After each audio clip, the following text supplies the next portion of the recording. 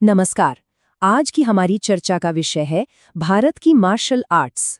ये भारतीय कला और संस्कृति का एक बेहद महत्वपूर्ण हिस्सा है और सिविल सेवा परीक्षा के दृष्टिकोण से इसकी अपनी एक खास जगह है। तो सबसे पहले ये समझना बहुत जरूरी है कि ये टॉपिक हमारे सिलेबस में कहाँ आता है। देखिए, ये जनरल स्टडीज पेपर 1 यानी जीएस पेपर 1 का हिस्सा है, जिसमें भारतीय विरासत और संस्कृति के तहत कला के रूप या आर्ट फॉर्म्स का उल्लेख है। प्रीलिम्स और मेंस दोनों ही परीक्षाओं में यहाँ से सवाल बनने की पूरी संभावना रहती है। आज के इस सेशन का हमारा स्ट्रक्चर कुछ इस तरह रहेगा। हम शुरुआत करेंगे यूपीएससी में इसकी रिलेवेंस और पिछले वर्षों के प्रश्नों यानी पीवाईक्यू एनालिसिस से। फिर हम इसके ऐतिहासिक विकास को समझेंगे, भारत के जो प्रमुख मार्शल आर्ट फॉर्म्स हैं उन पर नजर डालेंगे, उनके सांस्कृतिक और आज के दौर में क्या महत्व है इस पर चर्चा करेंगे, और आखिर में परीक्षा के लिए जो सबसे जरूरी बातें हैं उनके साथ इसे समाप्त करेंगे। तो चलिए पहले खंड से शुरू करते हैं।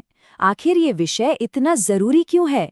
भारत की मार्शल आर्ट परंपराओं को समझना सीधे सीधे परीक्षा से कैसे जुड़ा है? देखिए, यूपीएससी का फोकस अक्सर उन विषयों पर होता है जो भारत की विविध सांस्कृतिक विरासत को दर्शाते हैं, और मार्शल आर्ट्स इसका एक जीता जागता उदाहरण है।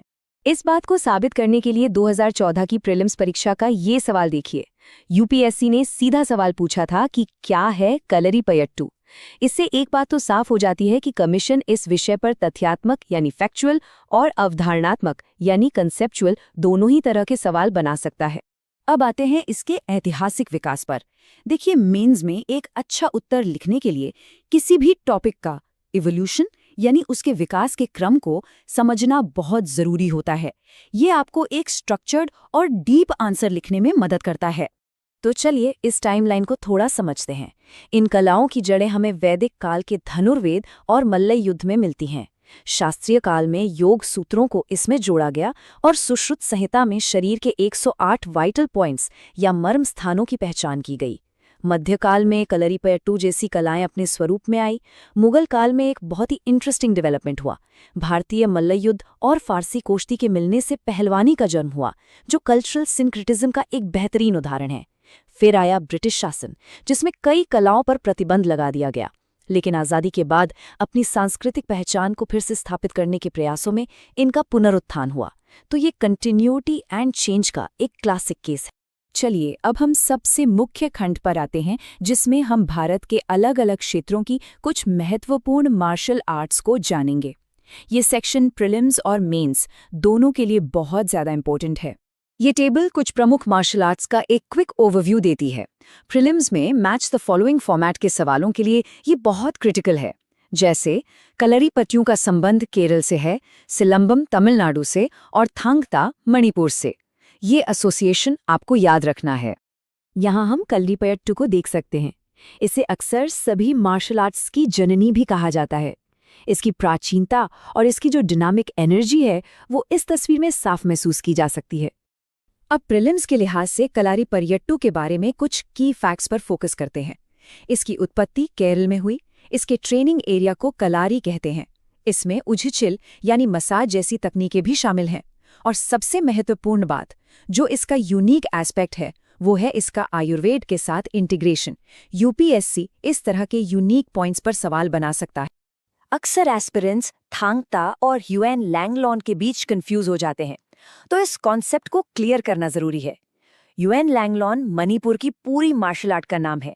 इसके दो हिस्से हैं, थांगता जो हथियारों से लड़ा जाता है और सरित सारक जो बिना हथियारों के होता है। ये कंसेप्चुअल क्लैरिटी बहुत जरूरी है। इसी तरह गतका और शस्त्र विद्या के बीच का जो बारीक अंतर है उसे समझना एनालिटिकल क्वेश्चंस के लिए बहुत जरूरी है। जो गतका हम आज देखते हैं वो असल में शस्त्र विद्या का एक स्पोर्ट वर्जन है, एक हल्का रूप है, जबकि शस्त्र विद्या एक ज्यादा घातक पारंपरिक युद्ध तकनीक थी जिसमें असली हथियारों का इस्तेमाल होता था। तो अब तक हमने जो भी डिस्कस किया वो फैक्ट्स बेस्ड था। अब हम डिस्कशन को एक एनालिटिकल डायमेंशन देंगे, जो खास तौर पर मेंस आंसर राइटिंग के लिए क्रूशियल है। हम मार्शल आर्ट्स के इंटरडिसिप्लिनरी कनेक्शंस और आज के दौर में इसकी रेलेवेंस पर ध्यान देंगे। मेंस के उत्तरों में वैल्यू एडिशन के लिए ये पॉइंट्स बहुत काम के हैं। देखिए, भारतीय मार्शल आर्ट्स सिर्फ लड़ाई तक ही सीमित नहीं थे। इनका हमारे परफॉर्मिंग आर्ट से भी एक गहरा नाता रहा है। जैसे केरल का प्रसिद्ध कथकली नृत्य कलरीपयट्टू से बहुत ज्यादा प्रभावित है। इसी तरह छऊ नृत्य में परिखंडा मार्शल आर्ट के एलिमेंट्स साफ दिखते हैं। ये दिखाता है कि आर्ट और कॉम्बैट के बीच की जो रेखा है वो कितनी धुंधली है। कंटेम्पररी रेलेवेंस की बात करें तो सरकारी पहलों यानी गवर्नमेंट इनिशिएटिव्स का जिक्र करना बहुत जरूरी हो जाता है। खेलो इंडिया योजना के तहत सरकार ने 4 स्वदेशी मार्शल आर्ट्स को बढ़ावा देने के लिए मान्यता दी है। कलरीपयट्टू, मल्लखम, गतका और थांगता। ये करंट अफेयर्स का एक महत्वपूर्ण अपडेट है जिसे उत्तर में शामिल करना ही चाहिए। चलिए अब हम अपने अंतिम खंड में हैं। यहाँ हम पूरे डिस्कशन को एग्जाम रेडी टेकअवेज में समेटेंगे ताकि क्विक रिवीजन में आसानी हो। तो प्रीलिम्स के लिए इनकी फैक्ट्स को तेजी से रिवाइज करते हैं। कलरीपयट्टू केरल, थांगता मणिपुर, गतका पंजाब, सिलंबम तमिलनाडु, मर्दानी खेल महाराष्ट्र, पहलवानी मुगल काल और थोड़ा हिमाचल प्रदेश। ये क्विक लिस्ट आपको एमसीक्यू में ऑप्शंस एलिमिनेट करने में बहुत मदद करेगी।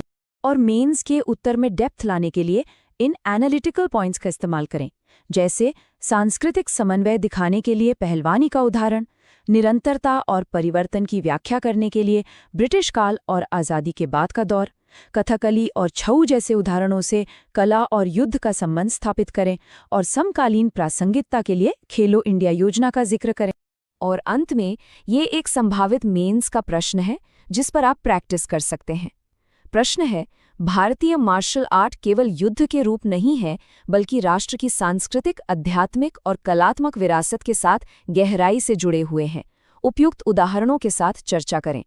इस सत्र में चर्चा किए गए सभी बिंदुओं का उपयोग करके इस प्रश्न का उत्तर लिखने का प्रयास करें। परीक्षा के लिए शुभकामनाएं।